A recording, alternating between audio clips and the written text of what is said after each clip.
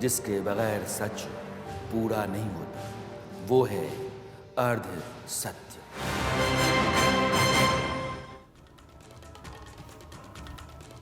नमस्कार, मैं Rana Yashwant India news पर आपका स्वागत करता हूं और आप देख रहे हैं अर्ध सत्य। मोदी सरकार के खिलाफ विपक्ष ने जो अविश्वास प्रस्ताव रखा था वह गिर गया। यह कोई अप्रत्याशित नहीं था, ऐसा ही होना था। विपक्ष को पता था, उसका मकसद ये था कि प्रधानमंत्री नरेंद्र मोदी संसद में आकर मणिपुर पर सरकार क्या कर रही है और उसने अब तक क्या किया है, वह जो हुआ वह क्यों हुआ, इन सारे सवालों का जवाब दें। लेकिन हैरत की बात यह है कि जब प्रधानमंत्री सदन में बोल रहे थे, उसी दौरान विपक्ष, या यूं कहिए कि उसका जो नया मोर्चा बना है इंडिया नाम से, वो वॉकआउट कर गया। ऐसा शायद पहली बार हुआ होगा कि विपक्ष अविश्वास प्रस्ताव लेकर आया हो और वही पीएम को सुने बगैर चला गया हो। जब विपक्ष के नेता सदन से वॉकआउट कर रहे थे, उस समय की तस्वीरें मैं आपको दिखाता हूं।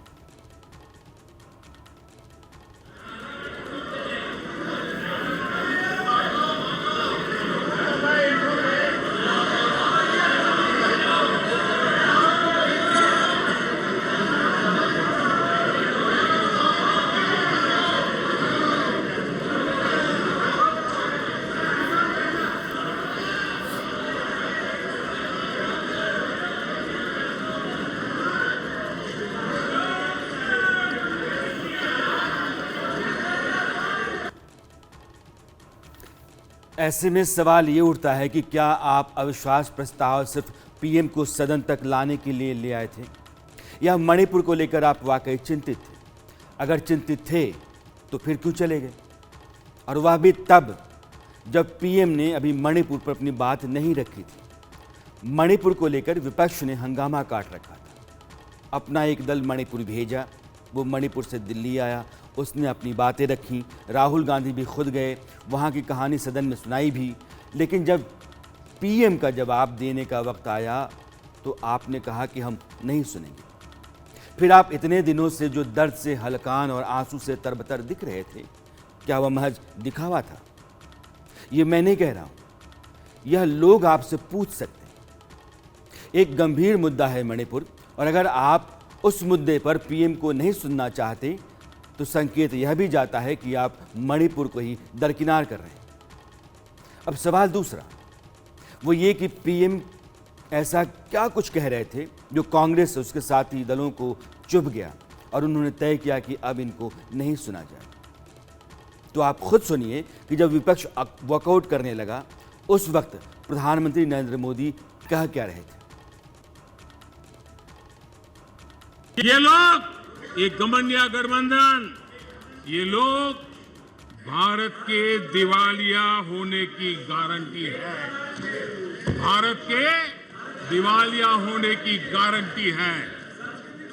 ये इकोनॉमी को डुबाने की, ये इकोनॉमी को डुबाने की, ये डबल डिजिट महंगाई की, ये डबल डिजिट महंगाई की, ये पॉलिसी पैरालिसिस की, ये पॉलिसी पैरालिसिस की, ये अस्थिरता की, ये अस्थिरता की, ये करप्शन की, ये करप्शन की, ये तुष्टीकरण की, ये तुष्टीकरण की, ये परिवारवाद की, ये परिवारवाद की, ये भारी बेरोजगारी की, ये भारी बेरोजगारी की, ये आतंक और हिंसा की, ये आतंक और हिंसा की, ये भारत को 2 शताब्दी पीछे पहुंचाने की गारंटी है। ये कभी भारत को टॉप 3 अर्थव्यवस्था बनाने की गारंटी नहीं दे सकते। ये मोदी देश को गारंटी देता है कि मेरे तीसरे कार्यकाल में मैं हिंदुस्तान को टॉप 3 की पोजीशन में लाके रहूंगा।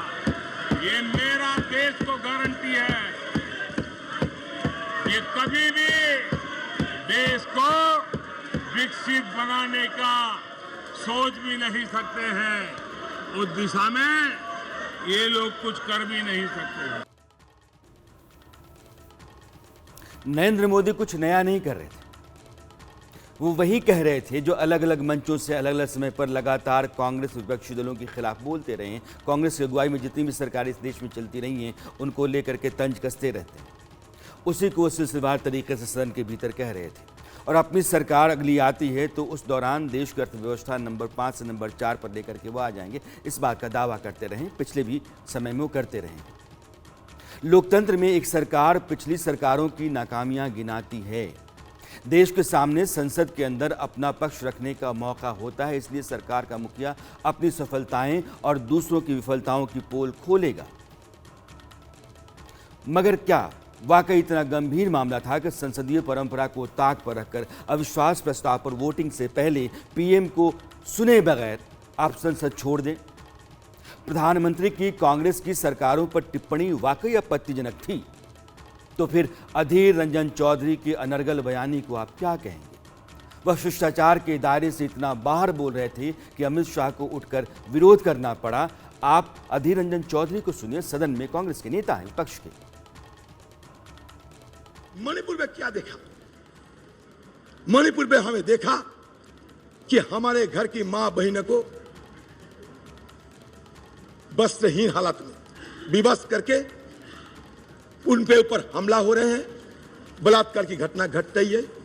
तो मुझे एक बार ये बोलने का इच्छा हो रहे हैं कि जब राजा अंधा रहते हैं, धृतराष्ट्र जब अंधा रहते थे उस समय द्रौपदी की वस्त्रण हुई थी। आज भी राजा अंधे बैठे हैं, इसलिए किसी को नाम नहीं लिया, किसी को नाम नहीं लिया मैं, किसी को नाम नहीं लिया मैं। तो इसलिए जहां राजा अंधा बैठे रहते, जहां राजा अंधा बैठे रहते, वहां द्रौपदी की वस्त्रहरण चाहे वो हस्तिनापुर में हो, चाहे वो मणिपुर में हो, होते ही रहते। मणिपुर और हस्तिनापुर में कोई फर्क नहीं रहता। आपने एक अपील की थी कि आइदर और साइड से बहस को शांति से सुना जाए। हम बड़े धैर्यपूर्वक सुनते गए।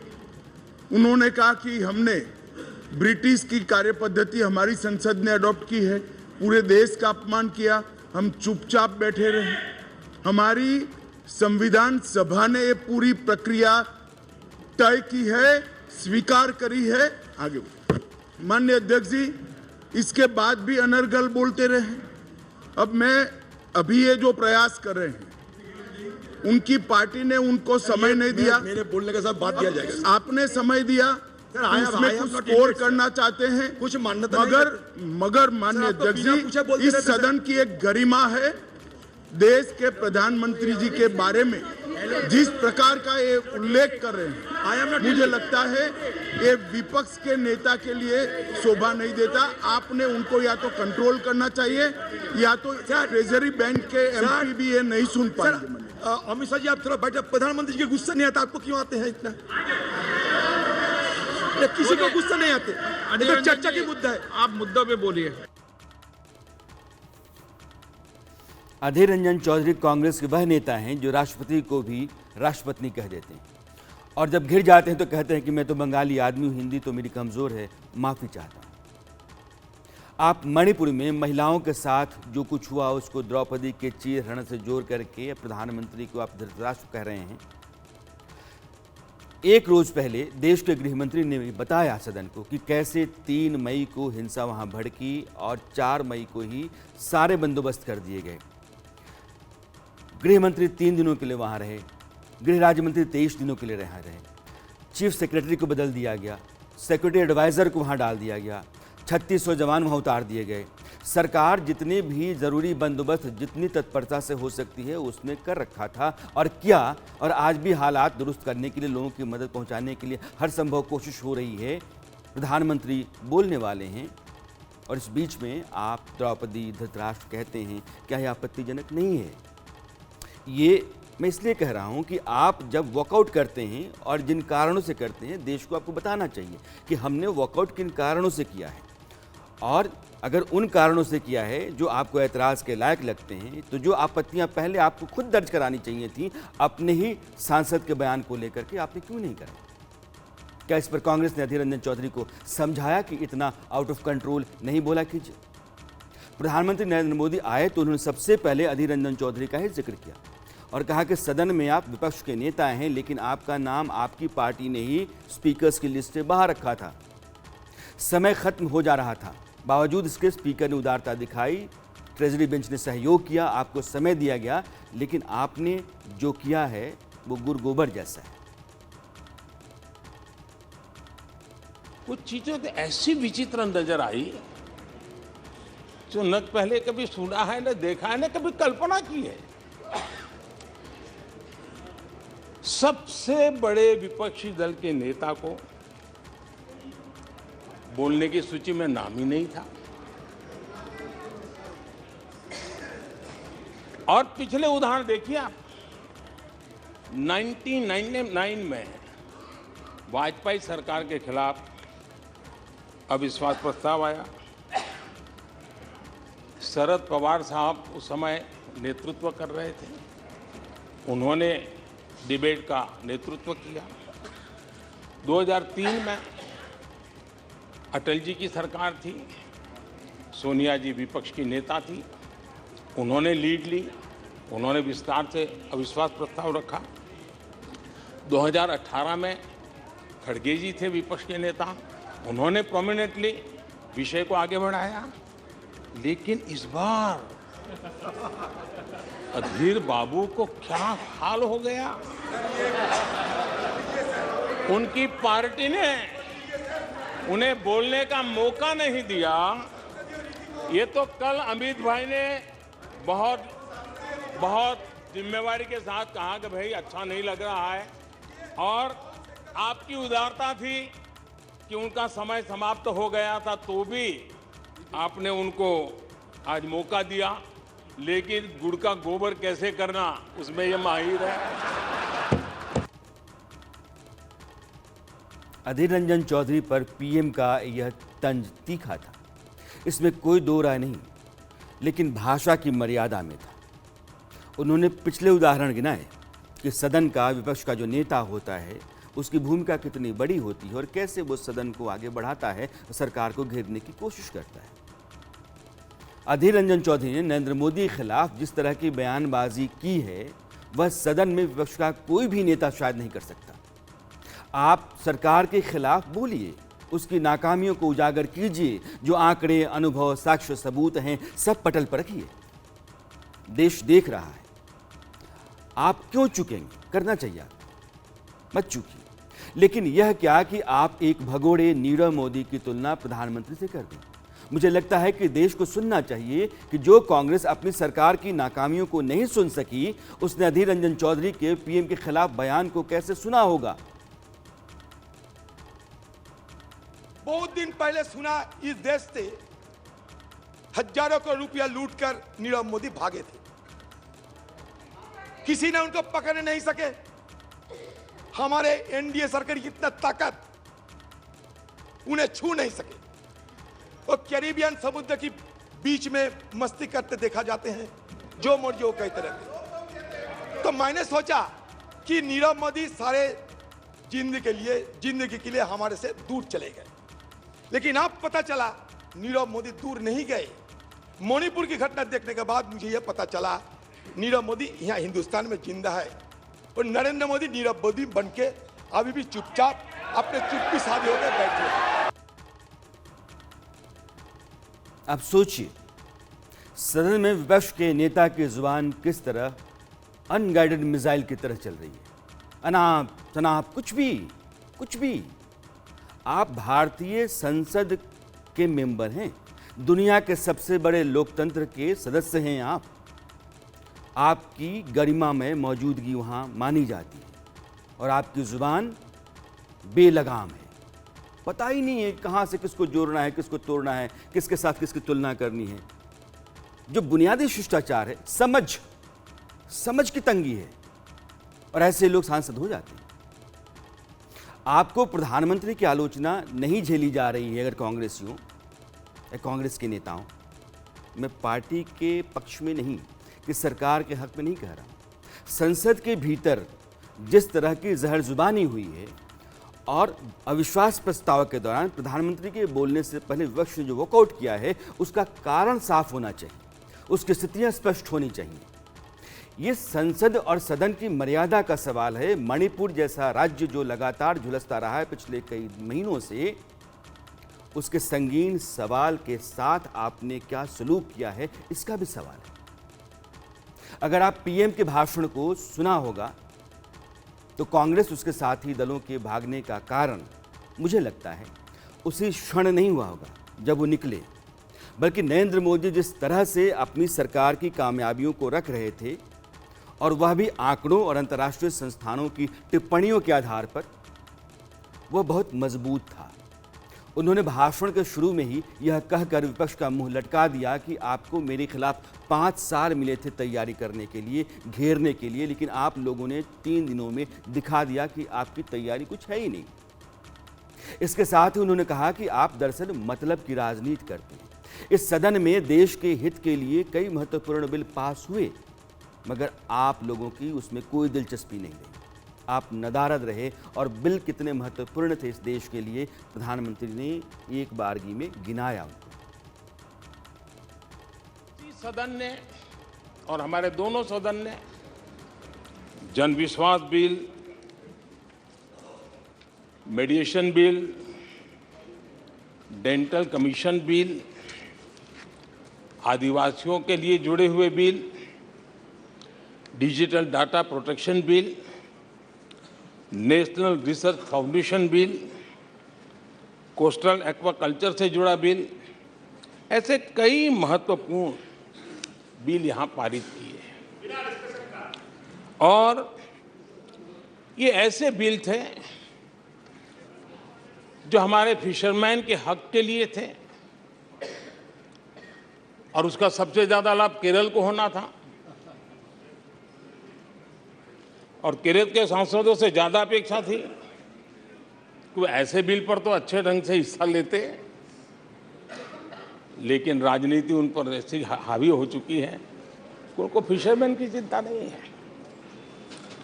यहां नेशनल रिसर्च फाउंडेशन का बिल था, देश की युवा शक्ति के आशा आकांक्षाओं के लिए एक नई दिशा देने वाला बिल था। हिंदुस्तान को एक साइंस पावर के रूप में भारत कैसे उभरे, वैसी एक दीर्घ दृष्टि के साथ सोचा गया था। उससे भी आपका इतराज। डिजिटल डाटा प्रोटेक्शन बिल, ये बिल अपने आप में देश के युवाओं के जज्बे में जिस बात आज प्रमुखता से है, उससे जुड़ा हुआ था। आने वाला समय टेक्नोलॉजी ड्रिवन है। आज डाटा को एक प्रकार से सेकंड ऑयल के रूप में, सेकंड गोल्ड के रूप में माना जाता है। उस पर कितनी गंभीर चर्चा की जरूरत थी, लेकिन राजनीति आपके लिए प्राथमिकता थी। सच्चाई ये है कि इस देश की तरक्की और इसके भविष्य के लिए विपक्ष के पास अपना कोई नजरिया नहीं, उसकी कोई नीति नहीं, इसमें कोई दो राय नहीं। वरना सदन के भीतर इतने महत्वपूर्ण बिलों पर चर्चा में उसकी हिस्सेदारी जरूरी थी। यह देश के भविष्य, उसकी बेहतरी के लिए जरूरी बिल थे, मगर ना। नरेंद्र मोदी सिलसिलेवार तरीके से बढ़ रहे थे।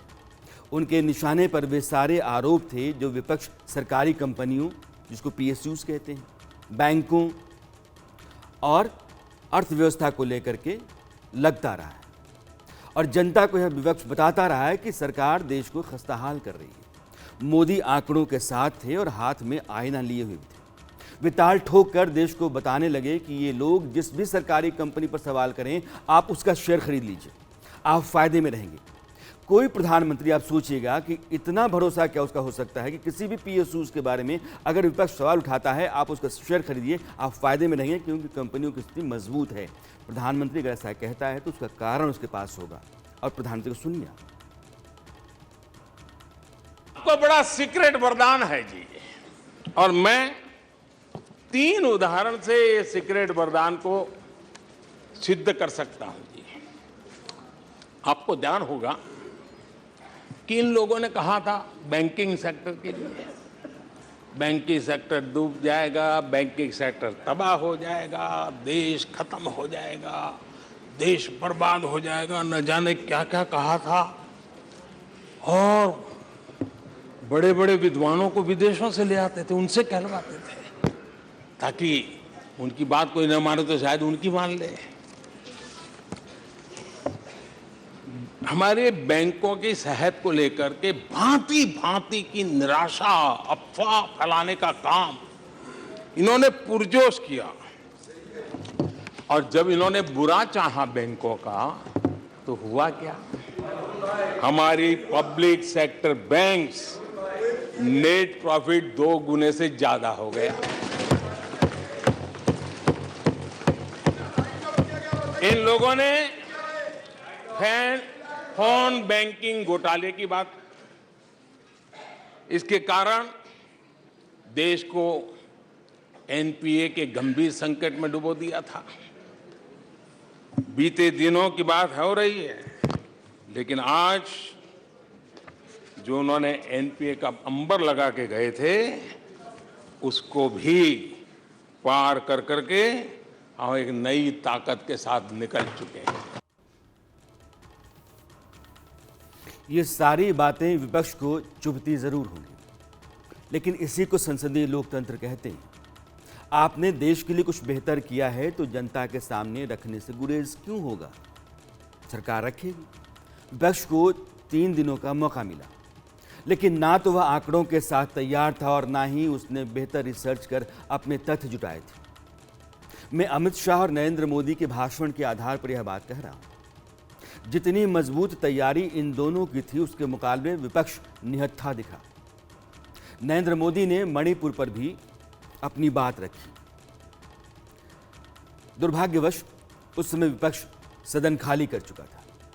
अब देश सुन रहा है, तो आपको सरकार के जरिए क्या करने का मौका मिला, आपने क्या किया, कितनी तत्परता से किया, वहाँ के हालात को लेकर के आपने कितनी संवेदना दिखाई, यह सब कुछ बताना ज़रूरी होता है। और प्रधानमंत्री ने इन सभी बातों को मणिपुर के लिहाज से सिलसिलेवार तरीके से सदन में रखा।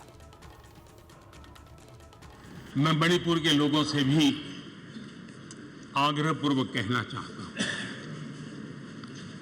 वहां की माताओं, बहनों, बेटियों से कहना चाहता हूं, देश आपके साथ है, ये सदन आपके साथ है। हम सब मिलकर के, कोई यहां हो या ना हो, हम सब मिलकर के इस चुनौती का समाधान निकालेंगे। वहां फिर से शांति की स्थापना होगी। मैं मणिपुर के लोगों को विश्वास दिलाता हूं कि मणिपुर फिर विकास की राह पर तेज गति से आगे बढ़े, उसमें कोई प्रयासों में कोर कसर नहीं रहेगी। आदरणीय अध्यक्ष महोदय,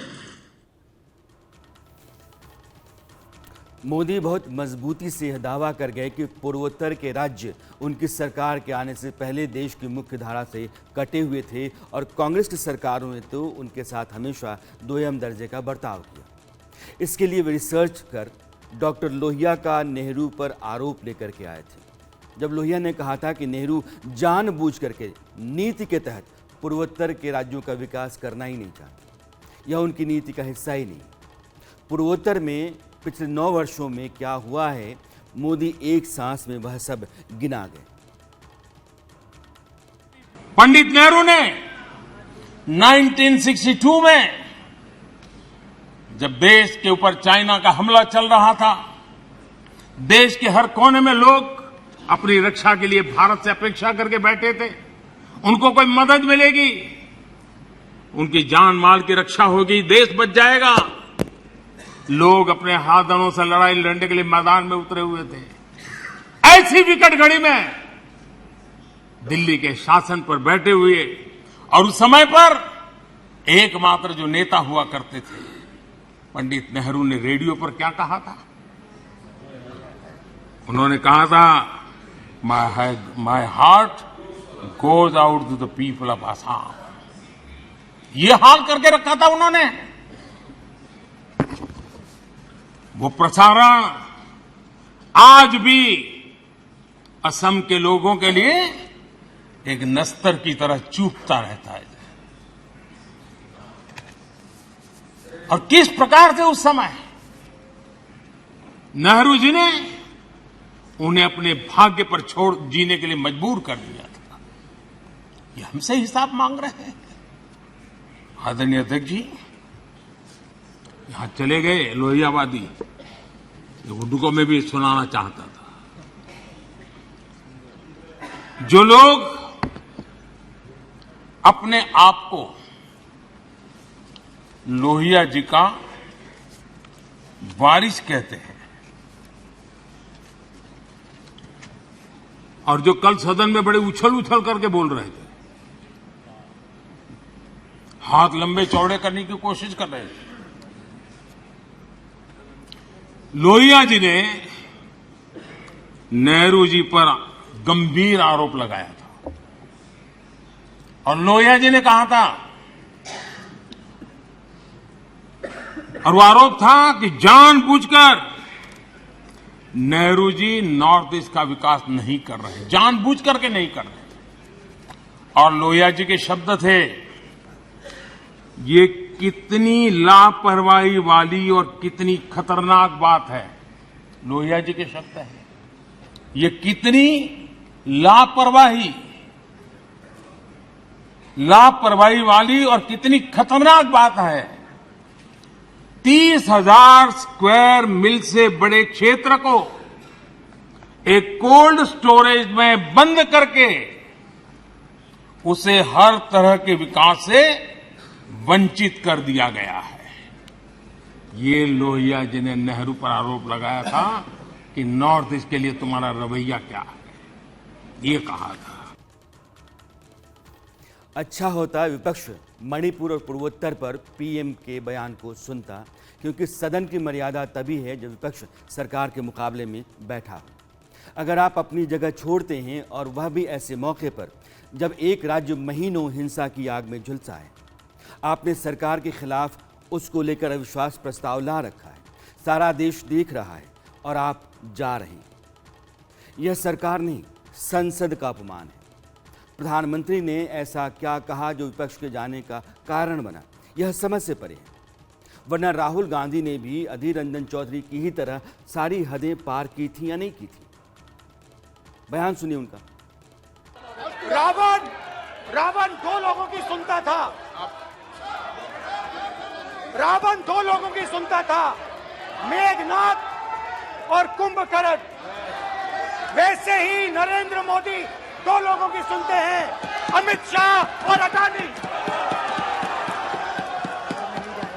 भाई और बहनों, लंका को हनुमान ने नहीं जलाया था, लंका को रावण के अहंकार ने जलाया था। भारत माता की हत्या आपने मणिपुर में की, मारकर भारत की हत्या की है। आप देश द्रोही हो, क्योंकि उन्होंने देश की हत्या की है। मणिपुर में हिंदुस्तान की हत्या की है, भारत माता की हत्या की है मणिपुर में। अधीर रंजन चौधरी कहते हैं कि नरेंद्र मोदी नीरव मोदी। अधीर रंजन चौधरी कहते हैं कि नरेंद्र मोदी धृतराष्ट्र हैं। राहुल गांधी कहते हैं नरेंद्र मोदी रावण हैं। राहुल गांधी कहते हैं कि नरेंद्र मोदी देशद्रोही हैं। यह सारी शब्दावली संसदीय परंपरा से बाहर है, लेकिन संसद के भीतर इसका इस्तेमाल होता है। फिर भी सरकार बैठ करके सुनती है, विरोध करती जरूर है, लेकिन सदन नहीं छोड़ती। विपक्ष सदन छोड़ करके गया है। अविश्वास प्रस्ताव पर चर्चा के दौरान मणिपुर जैसे गंभीर सवाल पर संसदीय बहसों में टीका टिप्पणी नोक झोंक आरोप प्रत्यारोप चलते हैं। असहमतियां विरोध वैचारिक टकराव उसका हिस्सा हैं, मगर ऐसा देश और जनता के लिए होता है। विकल्प उसी के पास है कि वह किसको सत्ता सौंपे किसको नहीं। ताकत उसके हाथ में, जिसको हम जनता कहते हैं। विपक्ष की भूमिका जनमत अपने हक में करने के लिए, सरकारों की विफलताओं और विसंगतियों को सामने लाने के लिए, और सरकारें जनता के हक में क्या कुछ कर रही हैं यह गिनाने के लिए। ऐसा करते समय अगर परंपरा, परिपाटी, मर्यादा, सामान्य शिष्टाचार खंडित होते हैं तो यह स्थिति देश के लिए अच्छा संकेत नहीं देती। विपक्ष का वॉकआउट एक गंभीर मुद्दे पर पीएम को सुने बगैर एक सवाल है, और यह सवाल इस देश की संसद में हमेशा जिंदा मिलेगा आपको। आज सत्य में आज इतना ही। मेरी मुलाकात आपसे कल फिर होती है, तब तक के लिए दीजिए विदा। नमस्कार। वो आधा हिस्सा जिसके बगैर सच पूरा नहीं होता, वो है अर्ध सत्य।